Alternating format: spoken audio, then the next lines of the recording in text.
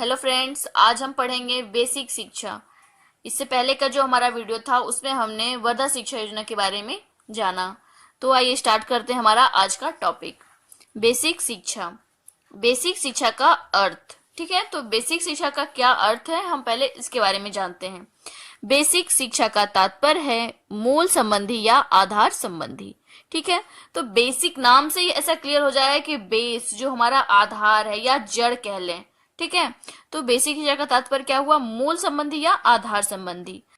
इस प्रकार बेसिक शिक्षा का अर्थ हुआ वह शिक्षा जिसमें बालक का शारीरिक, मानसिक, सामाजिक, नैतिक, आध्यात्मिक और सांस्कृतिक विकास हो तथा जो उसे व्यक्तिगत एवं राष्ट्रीय जीवन में सुखी एवं समृद्ध बना सके। ठीक है, तो जैसा कि हमने पढ़ा, बेसिक का तात्पर्य होता है मूल संबंधी या आधार संबंधी। बेसिक शिक्षा का जो अर्थ हुआ वह शिक्षा जिसमें बालक का शारीरिक, मानसिक, सामाजिक, नैतिक, आध्यात्मिक और सांस्कृतिक विकास हो तथा जो उसे व्यक्तिगत रूप से राष्ट्रीय जीवन में सुखी एवं समृद्ध बना सके। ठीक है, उसके बेसिक शिक्षा का अर्थ कहेंगे। ठीक, उसके बाद हमारा है बेसिक शिक्षा के प्रमुख तत्व। ठीक है, तो पहला हमारा है शिक्षा का माध्यम एक उत्पादन और जीवनोपयोगी हस्तकार। ठीक है, तो बेसिक शिक्षा में जो शिक्षा का माध्यम होगा, ठीक है, वे मातृभाषा से शुरू होगा और उसमें शिक्षा के साथ साथ हस्तकार्य की भी शिक्षा दिया जाए ताकि वे उसे अपने जीवन में उपयोगी बना सके। ठीक है, फिर दूसरा है राष्ट्रीय भावना और नागरिकता का आविर्भाव। ठीक है, तो वो शिक्षा ऐसा हो जिससे कि वो एक अच्छा नागरिक बने और अपने राष्ट्र के प्रति हमेशा सजग और ईमानदार रहे। ठीक, फिर तीसरा है आत्मनिर्भरता और स्वावलंबन की भावना की अनुभूति। ठीक है, तो जो बेसिक शिक्षा है उसमें ऐसा शिक्षा दिया जाए कि जो बालक हो वह स्वावलंबी बने और आत्मनिर्भर रहे। ठीक है, ऐसी भावनाओं का जो है कि उसके अंदर अनुभूति कराया जाए। फिर चौथा है श्रम के प्रति सम्मान, श्रद्धा, उत्साह का उदय। ठीक है, जो भी ये शिक्षा का जो उद्देश्य है वह है कि अपने कार्य के प्रति सम्मान हो, उसे बहुत ही श्रद्धा, प्रेम पूर्वक जो है कि उत्साह से उस कार्य को करें। फिर पांचवा है बालक शिक्षा के केंद्र। ठीक है, मनोवैज्ञानिक ढंग से शिक्षण। जो बालक है उसके लिए जो शिक्षा का केंद्र है वह मनोवैज्ञानिक होना चाहिए। ठीक है, उसे मनोवैज्ञानिक ढंग से जो है कि शिक्षण प्रदान करना चाहिए बालक को। फिर अगला है बालक और शिक्षक को हर प्रकार की पूर्ण स्वतंत्रता हो। जो बालक है उसे भी पूर्ण स्वतंत्रता मिलनी चाहिए और शिक्षक को भी। ठीक है, ताकि वे जो है कि अच्छे से सीख सके और समझ सके। फिर हमारा अगला है नया स्वरूप क्रांति का वाहक है। जो है कि अगर बालक कुछ नया करेगा तो एक क्रांति आएगी। ठीक है, और जो है कि नई चीजों का विकास होगा। फिर अगला है स्वतंत्र, क्रियाशील और संपूर्ण व्यक्तित्व का विकास। ठीक है, जिससे कि एक स्वतंत्र और क्रियाशील और एक संपूर्ण व्यक्तित्व का विकास होगा। ठीक है, फिर अगला है ज्ञान, क्रिया और अनुभूति के समरसता एवं एकता। ठीक है, जिससे कि उसके ज्ञान में, उसके कार्य करने की क्षमता में, उसकी अनुभूति में एक समानता आएगी। ठीक है, जिससे कि यूनिटी बढ़ेगी। ठीक है, उसके बाद हमारा अगला है बेसिक शिक्षा के आधारभूत सिद्धांत। तो पहला है जन शिक्षा का सिद्धांत। इस संबंध में गांधी जी ने लिखा है कि जन साधारण की अशिक्षा भारत के लिए पाप और कलंक है और उसका विनाश किया जाना जरूरी है। तो जन शिक्षा का सिद्धांत, इसमें जो है कि गांधी जी ने कहा है कि अगर जो जन साधारण के लोग हैं वे अगर अशिक्षित हैं तो ये भारत के लिए बहुत ही कलंक की बात है। इससे भारत पे बहुत बड़ा कलंक लगेगा और ये ऐसा अशिक्षित रखना बहुत बड़ा पाप है। ठीक है, इसलिए इसका विनाश करना जरूरी है। फिर दूसरा है अनिवार्य और निःशुल्क शिक्षा का सिद्धांत। अन्य देशों की भांति गांधी जी ने 6 से 14 वर्ष तक शिक्षा को अनिवार्य एवं निःशुल्क देने पर जोर दिया। ठीक है, तो जो गांधी जी है उन्होंने अपने प्रस्ताव में 6 से 14 वर्ष तक के जो बच्चे हैं उनको अनिवार्य रूप से शिक्षा दिया जाना चाहिए और वह शिक्षा क्या हो, निःशुल्क हो। फिर तीसरा है अहिंसा का सिद्धांत। यह शिक्षा पद्धति अहिंसा के सिद्धांत पर चलाई गई। क्योंकि हस्तकार की शिक्षा आजीविका का साधन बनेगी और गरीबी का शोषण दूर होगा। ठीक है। तो गांधी जी ने कहा था जो शिक्षा हो उसके साथ साथ जो है कि उन्हें हस्तकार्य भी सिखाया जाए, ताकि जो है कि जो बालक होगा वे पढ़ने के साथ ऐसा ना हो कि वो बेरोजगार बैठा रहे, वह किसी न किसी कार्य में लगा रहे उसको। कि बालक का जो प्रारंभिक स्टेज है तब से ही, जब से उसकी शिक्षा शुरू हुई है तब से ही उसे जो है कि शिक्षा के साथ साथ हस्तकला कार्य भी सिखाया जाए।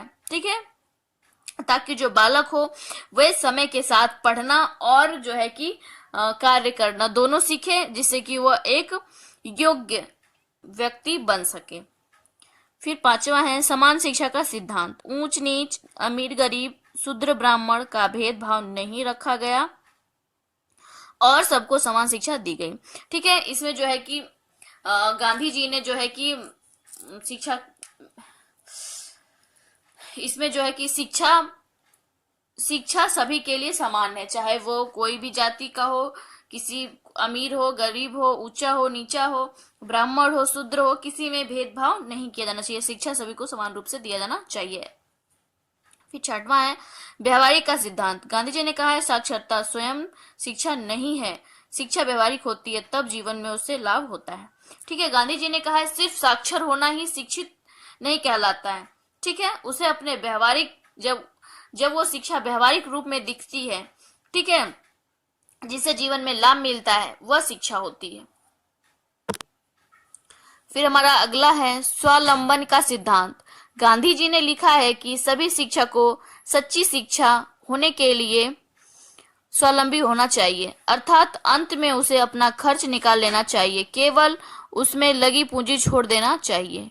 ठीक है, तो गांधी स्वावलंबन का जो सिद्धांत है, गांधी जी ने इसमें लिखा है कि शिक्षा जो है कि सच्ची शिक्षा होनी चाहिए। ठीक है, जिससे कि जो बालक है वे स्वावलंबी बने। ठीक है, अंत में जो शिक्षा के दौरान जो भी पूंजी लगती है उस पूंजी का यूज करना चाहिए। उसमें पूंजी लग गई लेकिन उसमें से हमें जो है कि जो ज्ञान प्राप्त किया है उसका उपयोग अपने जीवन में करना चाहिए, ताकि वो पूंजी तो लग गई लेकिन हम उस ज्ञान के माध्यम से उस पूंजी का जो है कि पूरी तरह से खर्च निकाल लेंगे। फिर हमारा अगला है श्रम का सिद्धांत। आराम से नहीं बल्कि श्रम से, निष्क्रिय नहीं सक्रिय से शिक्षा लेनी लाभप्रद होता है। ठीक है, तो श्रम का सिद्धांत, गांधी जी का मानना है कि आराम से नहीं बल्कि मेहनत करके, निष्क्रिय नहीं बल्कि सक्रिय बन के, एक्टिव होके जो है कि शिक्षा लेने का जो है कि लाभ लेना चाहिए।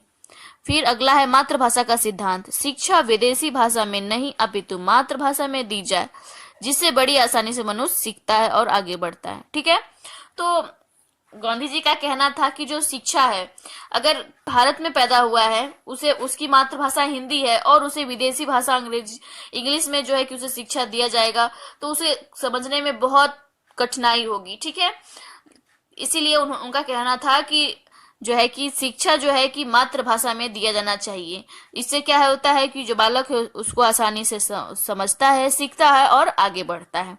फिर अगला है स्वानुभव का सिद्धांत। गांधी जी ने क्रियात्मक शिक्षा पर बल देकर स्वानुभव व सह संबंध के सिद्धांत पर जोर दिया है। ठीक है, गांधी जी ने कहा है कि अगर बालक जो है वह स्वयं से क्रिया करेगा, ठीक है, तो उसे हर चीज का अनुभव प्राप्त होगा और अनुभव से जो सीखता है वह शिक्षा हमेशा उसके पास रहता है। ठीक है, तो उन्होंने जो है कि स्वयं के अनुभव के सिद्धांत पर जो है कि जोर दिया है। फिर अगला है परीक्षा दूर रखने का सिद्धांत। गांधी जी ने बताया था कि वर्तमान परीक्षा प्रणाली से अपव्यय, अभिमान, अनैतिकता आदि अवगुण बालक में आते हैं। अतः बेसिक शिक्षा में कोई परीक्षा न लिया जाए।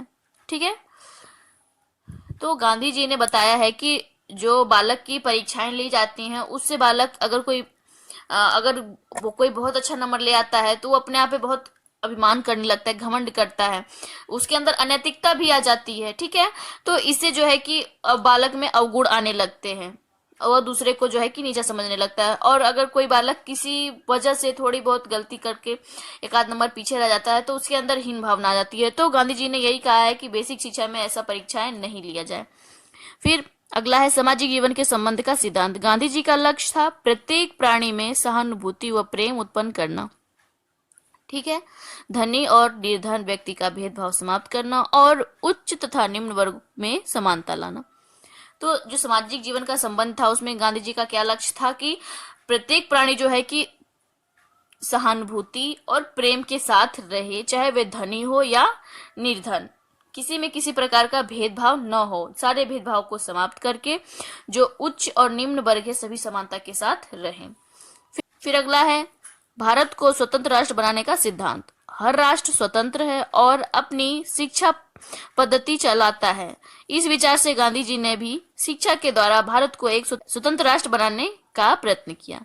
ठीक है, तो जैसा कि हर राष्ट्र स्वतंत्र है और अपनी शिक्षा पद्धति वे अपने अनुसार चला रहे हैं, तो गांधी जी ने भी शिक्षा का जो है कि भारत भी एक स्वतंत्र राष्ट्र है और गांधी जी ने भी यही कहा है कि भारत स्वतंत्र राष्ट्र है और भारत भी अपनी स्वतंत्रता के अनुसार जो है कि शिक्षा को चलाए। फिर अगला है समकालीन संस्कृति का सिद्धांत। गांधी जी ने यह निश्चित किया कि भारत को अपनी संस्कृति और परंपराओं को तटस्थ होकर विदेशी सभ्यता व संस्कृति के बहाव में बहने की आवश्यकता नहीं है, अतः बेसिक शिक्षा में समकालीन संस्कृति का सिद्धांत रखा गया। ठीक है, गांधी जी का कहना है कि जो भारत है वह अपनी सभ्यता संस्कृति को इस प्रकार जो है कि तटस्थ होकर विदेशी संस्कृति सभ्यता के बहाव में न आए। तो गांधी जी का कहना है कि जो हमारे देश की सभ्यता संस्कृति है उसको ही जो है कि भारतीय अपने ऊपर लागू करे, न कि विदेशी सभ्यता संस्कृति को। ठीक है, अतएव बेसिक शिक्षा के समकालीन संस्कृति का सिद्धांत रखा गया है। ये सारे। फिर है अगला बेसिक शिक्षा के उद्देश्य। अब बेसिक शिक्षा के क्या क्या उद्देश्य है हम इसके बारे में जानेंगे। पहला है नागरिकता का विकास। लोगों को शासन के प्रति अपने कर्तव्य और अधिकार के लिए जागृत करना इस शिक्षा का उद्देश्य है। ठीक है, तो लोग के क्या क्या कर्तव्य हैं और क्या क्या अधिकार हैं इसके बारे में जानना। ठीक है, फिर दूसरा है नैतिकता का विकास। व्यक्ति के समाज में अन्य लोगों के लिए सहानुभूति, प्रेम, श्रद्धा, सहयोग की भावना का विकास एक शिक्षा का उद्देश्य है। ठीक है, नैतिकता का विकास। तो मनुष्य एक सामाजिक प्राणी है, वह समाज में रहता है और समाज में बहुत सारे लोग रहते हैं, तो हमें उनके साथ सहानुभूति पूर्वक, प्रेम पूर्वक, श्रद्धा, सहयोग आदि भावना के साथ एक दूसरे के साथ रहना, यही उद्देश्य है। फिर अगला है संस्कृति का विकास। भारत की परिस्थिति के अनुकूल प्राचीन, जो पुरानी और नई जो भी संस्कृति है दोनों को मिलाकर जो संस्कृति बनती है उसे ग्रहण करना बेसिक शिक्षा का दूसरा उद्देश्य है। फिर अगला है शरीर, मन, आत्मा तीनों का विकास। गांधी जी एकांकी विकास के पक्ष में न थे, बल्कि वह व्यक्ति के शरीर, मन और आत्मा का एक साथ विकास करना चाहते थे। ठीक है, फिर अगला है आर्थिक व व्यवसायिक विकास। ज्ञान और कौशल की प्राप्ति के साथ शिक्षा व्यक्ति को व्यवसाय में लगाए और शिक्षा लेते समय तथा उसके बाद धनोपार्जन में समर्थ बनाए। ठीक है, तो जो आर्थिक और व्यवसायिक शिक्षा था, ज्ञान और कौशल की प्राप्ति के बाद जो है कि व्यक्ति बैठा ना रहे, वह अपने किसी न किसी व्यवसाय में अपने शिक्षा को जो है कि यूज करते रहे और उसे अपने जो है कि धन का अर्जन करने में समर्थ हो सके। फिर अगला है सर्वोदय समाज की स्थापना। भारतीय समाज को प्रगतिशील बनाने के विचार से गांधी जी शिक्षा के द्वारा उसे सुधारना चाहते थे। शिक्षा में उन्होंने सर्वोदय समाज की रचना के लिए सोची, जिससे सबका अभ्युदय हो। ठीक है, तो गांधी जी ने जो है कि शिक्षा के माध्यम से एक प्रगतिशील समाज को बनाने और उसे सुधार कर एक प्रगतिशील समाज बनाने का सोचा, जिससे कि सभी समाज का जो है कि सर्वोदय हो सके। फिर अगला है चरित्र का विकास। गांधी जी ने कहा, यदि मुझसे कोई पूछे कि शिक्षा का उद्देश्य क्या है तो मैं उत्तर दूंगा कि चरित्र का विकास। इसलिए उन्होंने इस उद्देश्य पर अधिक जोर दिया। ठीक है, तो गांधी जी ने जैसे कि कहा कि अगर मुझसे कोई पूछे कि शिक्षा का उद्देश्य क्या है तो मैं ये उत्तर दूंगा कि चरित्र का विकास। तो गांधी जी ने जो है कि चरित्र के विकास पर बहुत अधिक जोर दिया, बल दिया। ठीक है, उनका मानना था कि शिक्षित व्यक्ति का जो चरित्र है बहुत ही अच्छा होना चाहिए। फिर अगला है आत्मबोध। गांधी जी ने शिक्षा का अंतिम उद्देश्य आत्मबोध माना है।